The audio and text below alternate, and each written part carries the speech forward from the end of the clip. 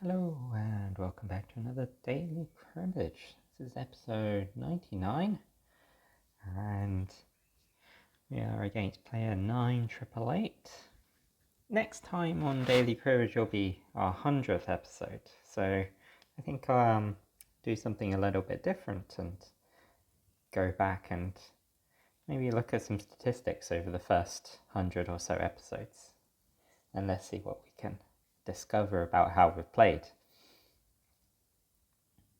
And what do we want to do here? Probably just play nice and high. I do expect my opponent has some 7s and 6s and 4s, so let's see if I can get a 4. No, they just had a big flush, so. And it gets extended by the top card as well, so 9 points. Very good. Opponent gets their 10 average, and we 1 point short of our 15 average. Yeah, so for our 100th episode, we'll have a look through some of the statistics from the first 100 episodes and see what we can say about how we've played. There's a tempting 7, 8, 9, 8, 9, 10, 5, but there's also a flush. I think the flush just wins.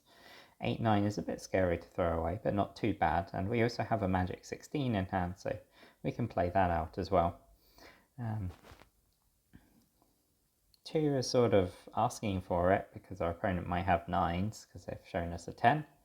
But maybe our opponent doesn't have another 2 there, so we get a pair of aces, which turns out very well for us. Okay.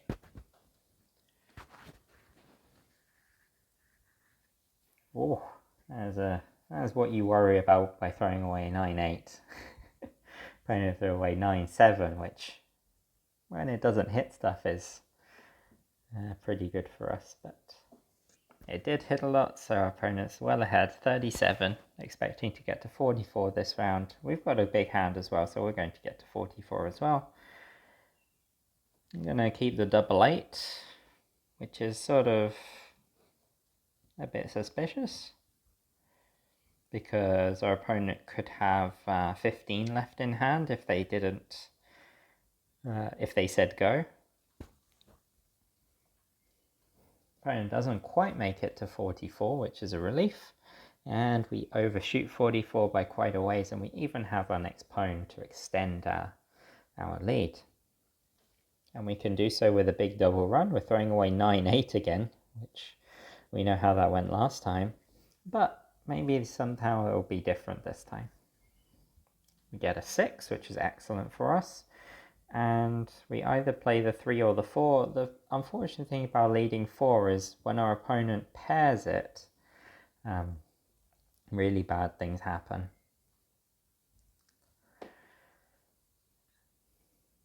I guess in this case our opponent paired our 3 and we had to play 4 anyway. So if we led 4 and our opponent pairs our 4, then maybe we can play our 5. Opponent has 0 in hand, 16 in crib, so they are leaning into their crib scores quite a lot here. They're getting to their next milestone on time, it seems. They want to get 10 points this round. It does happen on average, but you know, the thing about averages is that they don't happen very often in cribbage. 7-7-2. I guess our opponent probably has 6s. 3s. Okay, well, that is 5 points. Why is that 7 points?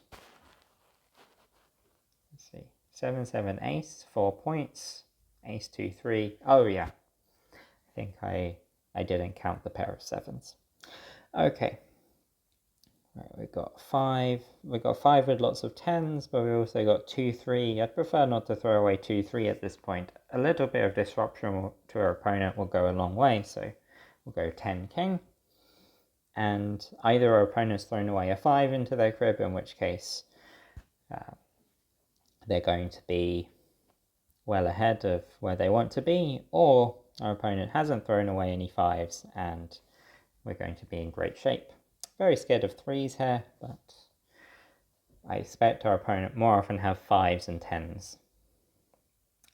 Oh dear, There's a triple run through 4, 5, 6. Oh dear. Okay. Well, on the upside, our opponent didn't get much out of their crib.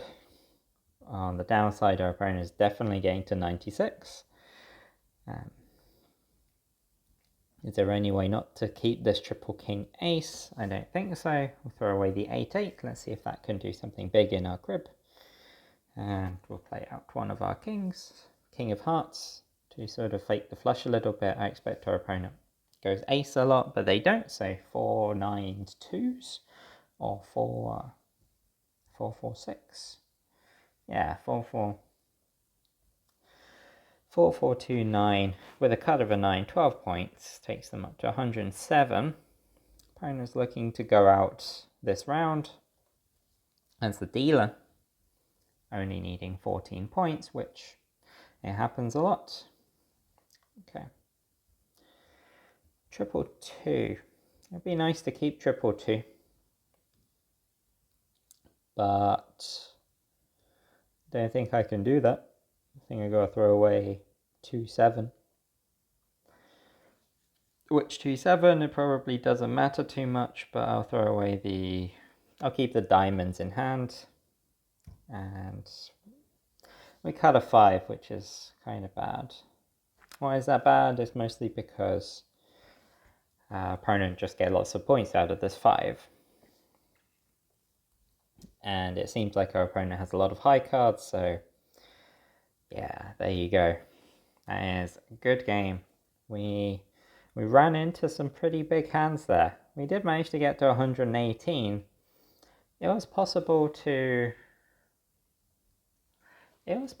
actually to have an out at the end. I didn't think about that.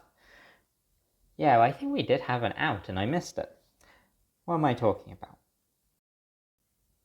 This is what I'm talking about. So I identified some of the factors, but I didn't work it through properly. So our opponents are 107 points, which means that they're looking to go out this round as the dealer. It happens a lot of the time, and so we don't really have too many options. And when we look at our hand, I immediately saw the triple 2, and I thought, wow, it'd be pretty great to keep some of this. Instead, I kept double 2, 6, 7. But actually, we're at 104 points. We need 17 points to go out right now, which sounds really difficult. But actually, if we keep the 2, 6, double 7, we have outs. So that's keeping 6 points. But if we cut a 5 or an 8, well, if we cut a 5, then our hand's worth 12 points. But if we cut 8, then our hand's worth 16 points. We just need to get 1 point on the play in order to go out. And as in the game, if we cut a 5, then we get 12 points, and we only need, 5 points on the play to go out. So that was a missed opportunity there, and our opponent did give us some points on the play. So it was, well, but how did we get those points? I'm looking back at this and saying that this was a possibility. I think that 8 is definitely an out, because it means we only need 1 point on the play. But is 5 an out? How did the play go? Well, we led our 6, and then we played 7, and then we played 2, 2. So if we had kept 2, 6, double 7, then we could have done the same thing. We could have led our 6, opponent plays king, we play our 7, and then we would have played another 7 for 2 points, which is a pair plus 1 point for the go, and we could have probably got 3 points here. And with an extra 3 points, we don't get there, right? Because we would have been at this score, 107, and we would have got a 12-point hand. Instead, our hand is worth 11 here, which is still pretty good. 11 points. Why is it worth 11 points? Well, we got 3 for the run. We got a couple of 15s, but we also got 2, 2, 5, 6 as a 15 as well. So that's actually quite a lot of 15s. So maybe it didn't turn out as poorly as I thought it was going to, but I think there's a missed opportunity there to keep the 2-6-7-7 in order to go for the win whenever you cut an 8. And that's definitely, well, that is very likely for us to win in those scenarios because we only need 1 extra point on the play. So, pretty nice game, I think, and I will see you next time for our 100th episode of Daily Cribbage. Bye for now.